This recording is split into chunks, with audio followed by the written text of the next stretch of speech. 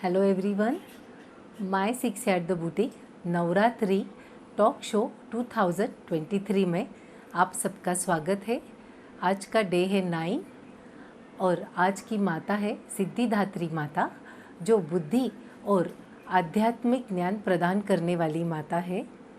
और आज का कलर है पीकॉक ग्रीन और आज का सब्जेक्ट है मेंटल हेल्थ। तर चला आज आपण आपल्या मेंटल हेल्थवर बोलणाऱ्या गेस्ट बरोबर भेट करूया। Let's go. तो आज आपण वेलकम करतोय डॉक्टर वर्षा पाटील, लातूरच्या लीडिंग प्रॅक्टिशनर।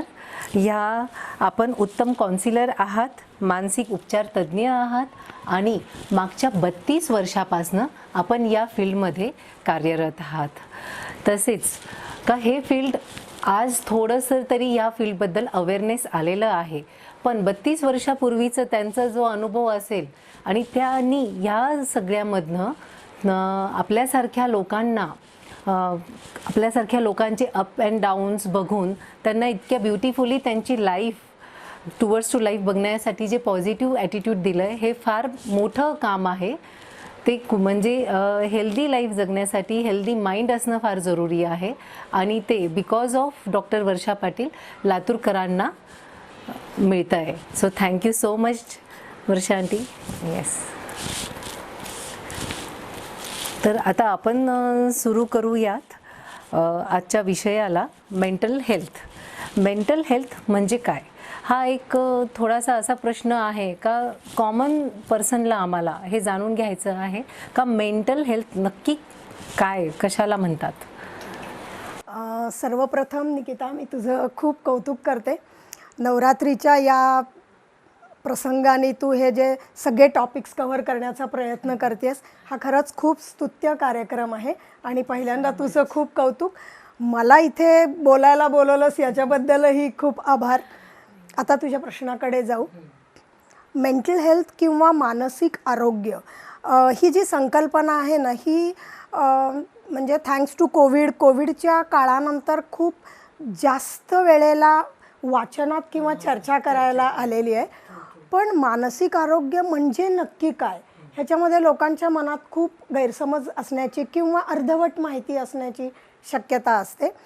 तर मानसिक आरोग्याची जर तुम्हाला व्याख्या विचारलीस किंवा डेफिनेशन सांगा असं जर तुम्हाला विचारलंस, तर एका वाक्यात त्याची डेफिनेशन सांगणं खरंच खूप अवघड आहे, कारण त्याला विविध पैलू आहेत।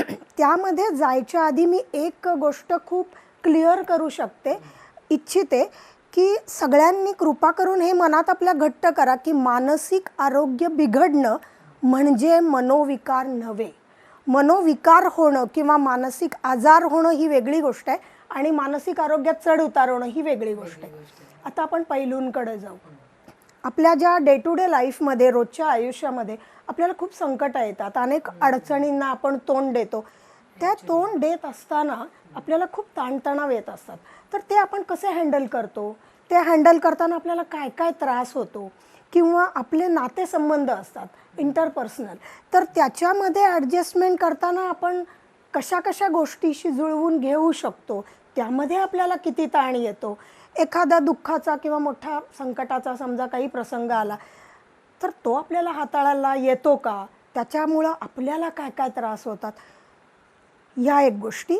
दुसऱ्या गोष्टी, आपल्याला कॉन्फिडन्स किती आहे, एखादा निर्णय घेताना आपण किती कॉन्फिडंटली निर्णय घेतो, आपल्या भावनांवर आपला किती कंट्रोल आहे, छोट्या गोष्टीवर आपला एकदम उद्रेक होतो का, ह्या आणि अशा अनेक पैलू मिळून आपलं मानसिक आरोग्य घडत असतं किंवा मानसिक आरोग्यात हे सगळे पैलू इन्क्लुडेड असतात। आणि या सगळ्या मानसिक आरोग्याला स्टेबल करून आपण काही विधायक काम करू शकतो का, आपली सोशल अटॅचमेंट ज्याला आपण म्हणतो, सामाजिक बांधिलकी, ती आपण किती पाळू शकतो, प्रॉपरली कळू शकतो।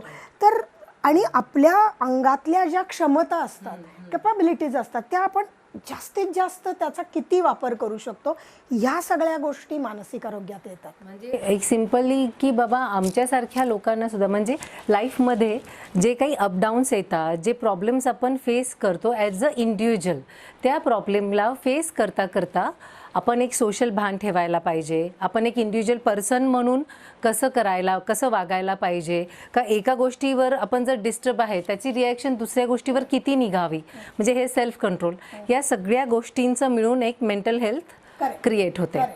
आणि अजून एक आता जसं का मेंटल हेल्थची चर्चा करताना लोक फार ऑकवर्ड फील करतात, इझिली करत नाही, त्यांना त्याच्यामध्ये काहीतरी कमीपणा पण वाटतो. तर मेंटल हेल्थची चर्चा का करायला पाहिजे हा खूप चांगला प्रश्न असं मला वाटतं. कसं असतं, निरोगी व्यक्तिमत्व जर तुमचं असायला हवं असेल तर शारीरिक आरोग्य सुधारण्यापेक्षा किंवा त्याच्याबरोबरच मानसिक आणि सामाजिक आरोग्यही सुधारणं खूप गरजेचं असतं. आणि ह्याची चर्चा ह्याच्यासाठी करायची कारण मानसिक आरोग्य जर बिघडलं किंवा चढउतार जर त्याच्यात झाले ना तर त्याच्यामुळे शारीरिकही आरोग्य बिघडू शकतं, तुमची कार्यक्षमता कमी होऊ शकते. काही शारीरिक आजार, उदाहरणार्थ डायबिटीस, ब्लड प्रेशर, काही स्किन डिझिजेस असतात किंवा ओबेसिटी, वजन वाढणं, झोपेच्या तक्रारी, या सगळ्या गोष्टी तुम्हाला मानसिक चढउतार झाल्यामुळं होऊ शकतात. तुमच्या नातेसंबंधात फरक पडू शकतो, तुमची कार्यक्षमता कमी होऊ शकते. त्यामुळं मानसिक आरोग्याची चर्चा करणं खूप गरजेचं आहे. म्हणजे हे तर बहुतेक भरपूर लोक रिअलाईज पण करत नाही का बाबा माझं वजन वाढण्याचं कारण हे मेंटल हेल्थ असू शकतं का मला काही जो डिसीज होतोय, BP असेल किंवा थायरॉइड असेल, अजून काही गोष्टी ह्या मेंटल स्ट्रेसमुळे होऊ शकतं का, हे लोक त्याला महत्त्व देत नाही. मेरा लाईफस्टाईल कुछ तो खराब है, मैं रात में जगता हूँ, मैं ये खाता हूँ, मैं वो पीता, मी असं करते तसं करते, पण हा विचार करत नाही का मेंटल हेल्थ मी हॅपी आहे का मी मनामध्ये फार गोष्टी विचार करते. म्हणजे हे तर फार अनबिलिव्हेबल आहे का मेंटल हेल्थमुळे आपल्या बॉडीवर एवढे इफेक्ट होतात. अनेक इफेक्ट होऊ शकतात. Oh my God, that's good. त्याच्याबरोबर मेंटल हेल्थ आणि वुमन मानसिक आरोग्याविषयी आपल्याला काय सांगता येईल, म्हणजे specifically for female mental health? Actually ना स्त्रियांचं मानसिक आरोग्य हा इतका व्हास्ट टॉपिक आहे. मी खूप पॉईंट वाईज फक्त बोलायचा प्रयत्न करेन, आपल्याला वेळ खूप कमी आहे. बेसिकली ना स्त्रियांची मानसिकता ही पुरुषांच्या मानसिकतेपेक्षा वेगळी असते. त्याला अनेक काही कारणं आहेत. आपण काही बायोलॉजिकल कारणं बघू, म्हणजे जैविक कारणं असं आपण त्याला म्हणतो की स्त्रीच्या जन्मापासून आता मेनार्की येते, म्हणजे तिची पाळी सुरू होते, नंतर तिचं लग्न होतं, नंतर प्रेग्नन्सी होते, त्याच्यानंतर मुलं बाळं होतात, मेनोपॉज होतो आणि वृद्ध किंवा ओल्ड एज होतं. या प्रत्येक स्टेजमध्ये तिच्या शरीरामध्ये प्रचंड रासायनिक उलथापालथ होत असते, हार्मोनल डिस्टर्बन्सेस होत असतात आणि हे हार्मोनल डिस्टर्बन्सेस तिच्या मानसिक आरोग्यातील चढ उताराला खूप महत्त्वाची भूमिका बजावत असतात. हे झाली जैविक कारणं. सामाजिक काही कारणं अशी असतात की आज आता आपण कितीही म्हणलो की आम्ही पुढारलेलो आहोत, आज मुली शिकतात, आज नोकऱ्या करतात, तरीसुद्धा फक्त खेडेगावात नाही, शहरात सुद्धा आणि शिकलेल्या फॅमिलीत सुद्धा आपण असं बघतो की महत्त्वाचे निर्णय घेण्यासाठी किंवा फिनान्शियल असोत, महत्त्वाचा दुसरा काही डिसिजन असो, स्त्रियांचं तितकं मत विचारात घेतलं जात नाही. हां, बऱ्याच वेळेला तिला दुय्यमच वागणूक दिली जाते आणि लहानपणापासून, म्हणजे आधी वडिलांचं किंवा मोठ्या भावाचं प्रेशर, लग्न झाल्यावर नवऱ्याचं प्रेशर, मुलं मोठी झाल्यावर मुलांचं प्रेशर, या सतत प्रेशरखाली ती वाढली असल्यामुळं तिच्या पर्सनॅलिटीला वेगळे नवीन कंगोरे तयार होतात. एक सतत स्वतःबद्दलची इन्सिक्युरिटी, हा काय म्हणेल, ही काय म्हणेल, मी करते ते बरोबर करते ना, स्वतःबद्दलचं इन्फिरियॉरिटी, हे स्त्रियांच्या बाबतीत खूप जास्त प्रमाणात आपल्याला दिसून येतं. बऱ्याचदा मी अशा स्त्रिया बघते की त्यांची मेंटल कपॅसिटी ही त्यांच्या नवऱ्यापेक्षा सुद्धा काही प्रमाणात जास्त असू शकते, पण ह्या सगळ्या सामाजिक एन्व्हायरमेंटमुळं ते सगळं कोंडमारा होतो, ती सगळी दबली जाते, तिला इमोशन्स पण स्वतःच्या नीट व्यक्त करता येत नाहीत, तर ह्याच्यामुळं सुद्धा मानसिक चढउतार होऊ शकतात. तर जैविक आणि सामाजिक ह्याच्याबरोबरच महत्त्वाचं मानसिक पण हे खूप असतात. तर या सगळ्या जडणघडणी किंवा अपब्रिंगिंगमुळं बऱ्याच वेळेला आपण असं बघतो की काही ठराविक स्वभावाच्या लोकांना मानसिक आजार जास्त व्हायची किंवा चढउतार जास्त व्हायची, आजार आपण म्हणायला नको, शक्यता जास्त असते. खूप जण खूप नेगेटिव्ह म्हणजे नकारार्थी अर्थ काढणे, नकारार्थीच विचार करणे, छोट्या गोष्टीमुळे एकदम टोकाची भूमिका घेणे, पॅनिक होणे, भावनांचा उद्रेक होणे किंवा अपेक्षा खूप असणे आजूबाजूच्या लोकांकडून, की तो नवरा असो मुलगा असो, त्यांना असं वाटत नाही माझ्या अपेक्षा खूप जास्त आहेत, पण अपेक्षा असतात. अपेक्षाभंगाचं दुःख झालं की मानसिक चढउताराला सुरू होते.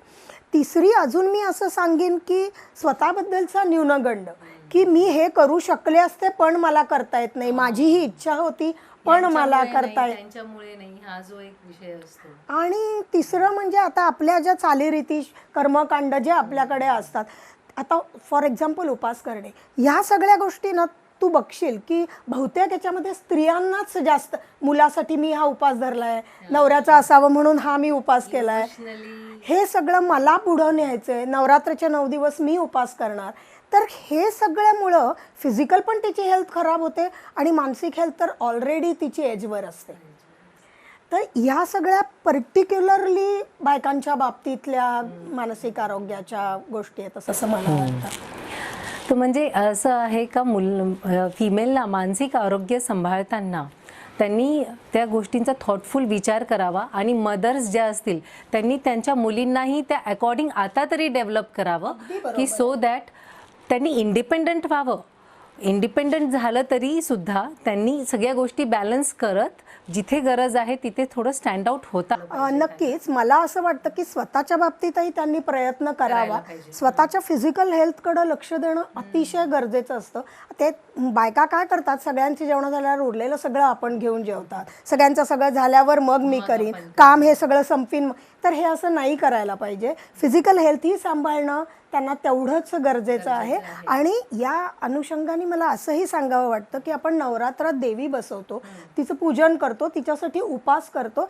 तर ही गोष्ट जेवढी महत्त्वाची आहे ना तेवढंच महत्त्वाचं स्त्रियांच्या मानसिकतेचा थोडा विचार करावा, त्यांना समजून घ्यावं, नुसती पूजा करण्यापेक्षा त्यांचा आदर करावा. हे मला नक्की याचा आवर्जून इथं आदर झाला तर ऑटोमॅटिकली त्यांना रिस्पेक्टमुळे नक्की गिल्ट किंवा ते इन्सिक्युरिटी नक्की थोडी डिझॉल्व होईल. नक्की ॲज अ फॅमिली ही गोष्ट सगळ्यांनी लक्ष ठेवायला पाहिजे. नक्की राईट. आता अजून एक प्रश्न असा आहे की मानसिक आरोग्य कसे सांभाळले पाहिजे. ॲक्च्युली हा पण तसा खूपच मोठा टॉपिक आहे, पण मी परत मुद्द्यावर येईन. महत्त्वाचे 2-4 मुद्दे आहेत मानसिक आरोग्य सांभाळण्यासाठी. सगळ्यात महत्त्वाचं कसं असतं, आता जगात सगळ्या स्तरावर इतका जास्त प्रमाणात आणि गतिमान बदल होत चालला आहे की त्याला आपल्याला थांबवता येत नाही किंवा बदलता येत नाही. ते आपल्या कंट्रोलमध्ये नसतं. आपल्या कंट्रोलमध्ये ज्या गोष्टी आहेत त्या जरी निदान आपण बदलू शकलो किंवा कंट्रोल करू शकलो, म्हणजे काय, आपले विचार, आपलं ॲटिट्यूड, आपला बघण्याचा दृष्टिकोन, आपल्या भावना, आपलं वागणूक, हे तरी निदान आपण जर बदलू शकलो तर बऱ्याच अंशी आपल्याला आपलं मानसिक स्थैर्य नीट करण्याचं किंवा मेंटेन करण्यासाठी आपल्याला मदत करता येईल. दुसरी महत्त्वाची गोष्ट मानसिक आरोग्यासाठी म्हणजे स्ट्रेस मॅनेजमेंट. आपण स्ट्रेस मॅनेजमेंट हा अनेकदा वाचतो, ऐकतो, त्याची आजकाल खूप चर्चा आहे. तर ताणतणावाचं नीट नियोजन करता येणं ही खूप महत्त्वाची गोष्ट आहे मानसिक आरोग्यासाठी. तिसरी महत्त्वाची गोष्ट नातेसंबंध जोपासणं.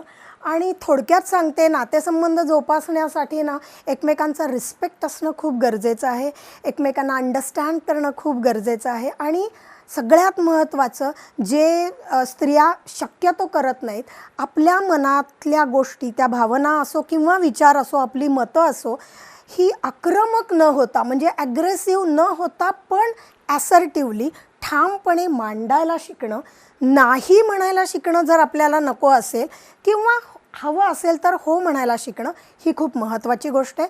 आणि सगळ्यात लास्ट टॉपिक असा आहे याचा की जसं आपण फिजिकल हेल्थसाठी आपण एक्सरसाइज करतो, आपण डाएट करतो आणि क्लिनलीनेस किंवा स्वच्छता करतो, त्याचप्रमाणे मनाची क्लिनलीनेस किंवा मनाची स्वच्छता पण खूप गरजेची आहे. रोज रात्री झोपताना एक 5-10 मिनटं निदान दिवसभरातल्या आपल्या नेगेटिव्हिटीज जर आपण थोड्या स्वच्छ करायचा प्रयत्न केल्या. खूप वर्षांच्या ग्रजेस असतात आपल्या मनात, एखाद्याबद्दल उगीचच राग असतो की त्याला आपण सहज माफ करू शकत असतो. ते जर करता आलं तर मनाचे कोपरे कोपरे स्वच्छ होतात. दुसरं म्हणजे डाएट. तर ज्याप्रमाणे आपण छान सकस अन्न खातो, प्रोटीन्स, कार्बोहायड्रेट, फॅट बॅलन्स्ड असतो, याचं डाएट म्हणजे रीडिंगचा सवय लावून घेणे. डोळे आणि कान उघडे ठेवून जरी आपण ऑब्झर्व केलं आजूबाजूला तरी आपल्याला खूप साऱ्या गोष्टी कळू शकतात, आपल्या ज्ञानात भर पडू शकते. असे काही कार्यक्रम असतात जसे तू आता अरेंज केलेस, तसे काही कार्यक्रम जरूर ऐकणं, एखादा छंद जोपासणं, या वैज्ञानिक दृष्टिकोन अवलंबणं, या सगळ्या गोष्टी खूप महत्त्वाच्या असतात. आणि मी एक्सरसाइजबद्दल बोलले, डाएटबद्दल बोलले, स्वच्छतेबद्दल बोलले. काही ब्रिदिंग एक्सरसाइजेस असतात, प्राणायाम असतं, काही रिलॅक्सेशन टेक्निक्स असतात. त्या सगळ्या गोष्टी आपल्यासाठी एक 45 मिनटं वेळ काढून जर स्त्रियांनी केल्या तर त्यांना खूप उपयोग होत असतो. आणि लास्ट बट नॉट लिस्ट, तुम्ही हा सगळा प्रयत्न करूनही जर तुम्हाला डिस्ट्रेस होतोच आहे असं वाटलं तर प्रोफेशनल हेल्प घ्यायला कृपा करून कचरू नये. एवढं मला आवर्जून इथे सांगावं वाटतं. हे आता आपलं संपलं असं मी समजते. अजून काही प्रश्न आहेत? नाही, प्रोफेशनल हेल्प घ्यायला पाहिजे हे जे तुम्ही सांगितलं ते एकदम परफेक्ट आहे. कारण का ती एक फार मोठी रिक्वायरमेंट आहे आणि त्याचे बॅरिगेट्स सगळ्यांनी थोडेसे डिझॉल्व करायला पाहिजे. याच्यात काय असतं, कारण मनोविकार तज्ज्ञ म्हणजे वेड्यांचे डॉक्टर हे इतकं घट्ट बसलंय की फिजिशियननी सुद्धा पाठवल्यावरनं की मी का जाऊ त्यांच्याकडं, मी काही वेडी नाही, मला तर पाठ दुखतीये, मग मला का पाठवत आहे. तर ह्या सगळ्या ज्या आपल्या गैरसमजुती आहेत ना, त्या जर क्लिअर करता आल्या तर मला स्वतःला असं वाटतं की त्याचा आपल्यालाही फायदा होतो आणि आपल्याकडं जर अवेलेबल असेल तर ती आपल्याला सर्व्हिस नक्कीच घ्यायला पाहिजे. हां, मी शेवटी निकिता तुझं परत खूप खूप आभार मानते.